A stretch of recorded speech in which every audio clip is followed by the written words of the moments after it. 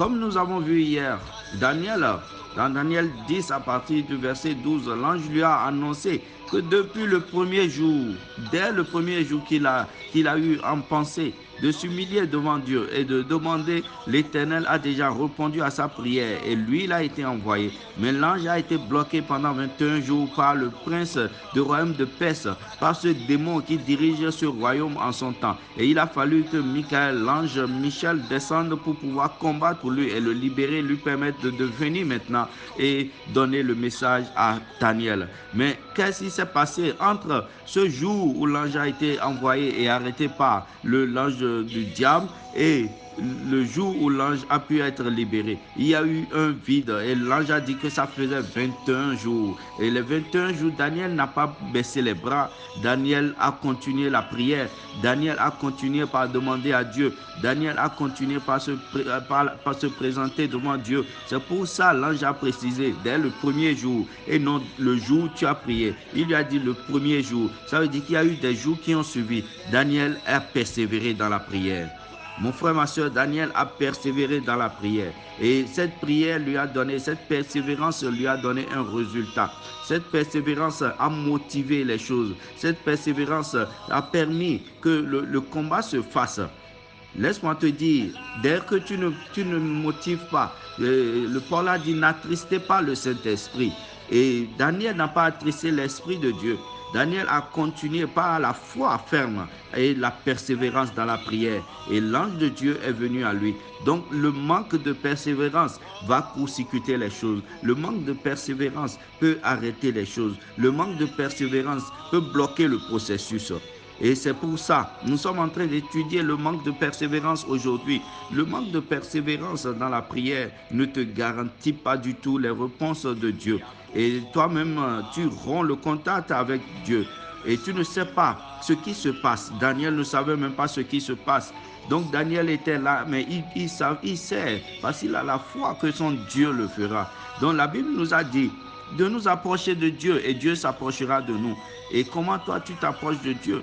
La façon dont tu t'approches de Dieu, c'est de la même façon que Dieu va s'approcher de toi. Et dans Jacques 4, verset 8, donc nous devons nous approcher avec fermeté. Nous devons nous approcher de façon exceptionnelle, de façon différente. Nous devons chercher. La Bible a dit dans Matthieu 7, verset 7, le verset public qu'on connaît bien, de chercher et on va trouver. Donc de chercher, on va trouver. Quand on dit de chercher, ne veut pas dire aller prendre.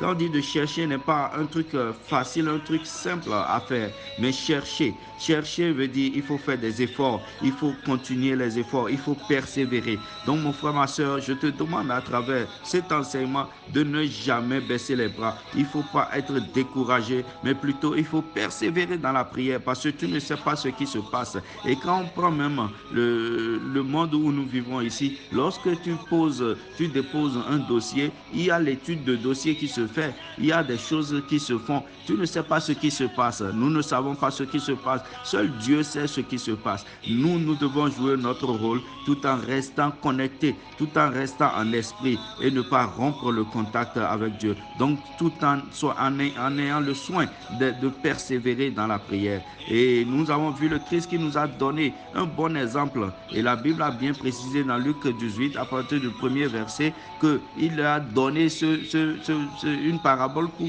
qu'il puisse comprendre qu'il faut toujours prier et ne jamais relâcher, et ne jamais être abattu.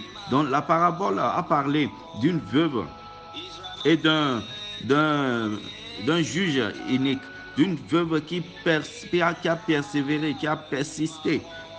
Parce qu'elle demande au juge, fais-moi justice, fais-moi justice. Et à chaque fois, elle vient pour demander la même chose. Elle vient poser le même problème.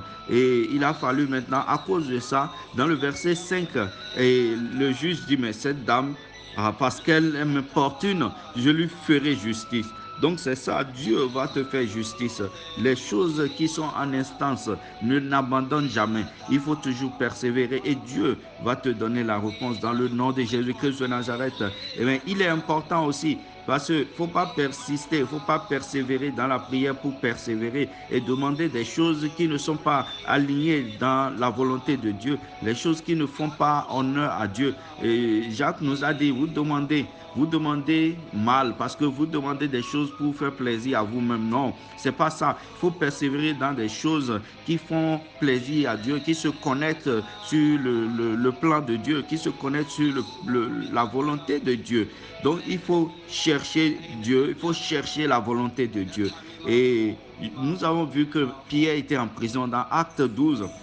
Le verset 5 dit que l'Église ne cessait de prier. L'Église ne cessait de prier pour lui. Donc l'Église n'a pas cessé. Ils ont persévéré dans la prière. Ils ont persévéré dans la prière pour que Pierre puisse être libéré. Lorsque Pierre était en prison, mis en prison par Hérode, ils ont persévéré dans la prière. Le verset 5. Donc la persévérance leur a porté un fruit parce que l'ange de Dieu est descendu et l'ange a libéré Pierre de la prison. Et combien de temps Pierre a fait en prison avant qu'il ne soit libéré? Ce n'est pas pas détaillé, mais au moins le verset 6 nous dit la nuit qui procède le jour où Hérode devait se présenter devant Hérode pour être jugé. Donc ce n'est pas le jour où il a été mis en prison, parce qu'il y a eu des nuits, mais il y a eu une nuit spéciale, qui est la nuit qui a précédé le jour où on devait le juger.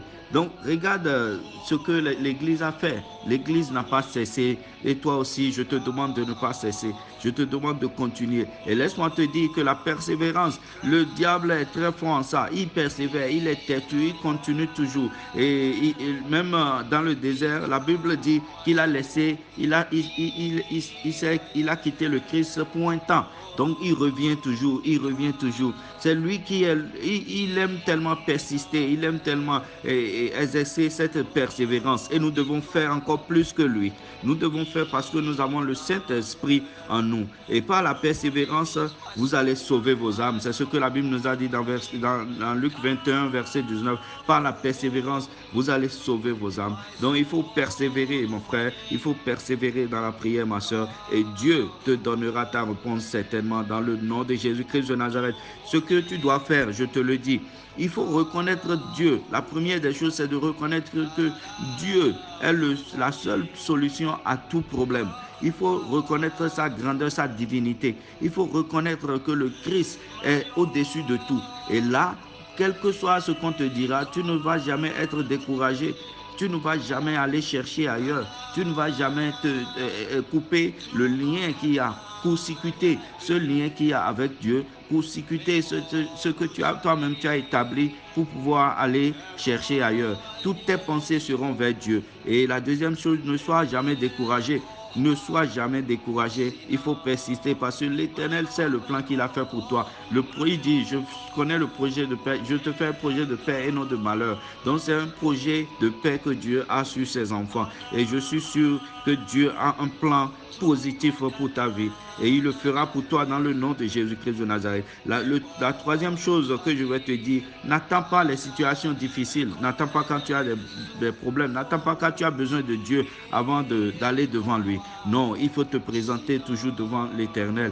Quelle que soit la situation, si tu as de problèmes ou pas, et surtout les temps, les jours, lorsque tu te réveilles, lorsque les jours où il y a rien, et tu n'as aucune difficulté, où tu ne sens rien, où tu ne veux rien demander, présente-toi toujours devant Dieu. Oui, ça va t'aider à préparer ton âme, à habituer ton esprit, à habituer ton corps à la présence de Dieu. Et là, la persévérance en toi, la persévérance dans la prière, même si ça vient les moments difficiles, tu vas toujours insister, tu vas toujours prier, tu vas avoir l'amour pour la prière. Que Christ te bénisse, qu'il bénisse sa parole et que cette parole nous parle, que ça soit semé dans les cœurs et non dans les cœurs de terre et non les cœurs de pierre. Que cette parole donne de fruits, que cette parole nous libère, que cette parole, tout l'enseignement que nous avons donné puisse permettre qu'on sente le changement, qu'on ait les témoignages dans le puissant nom de Jésus. Amen. Taoshi Akofo.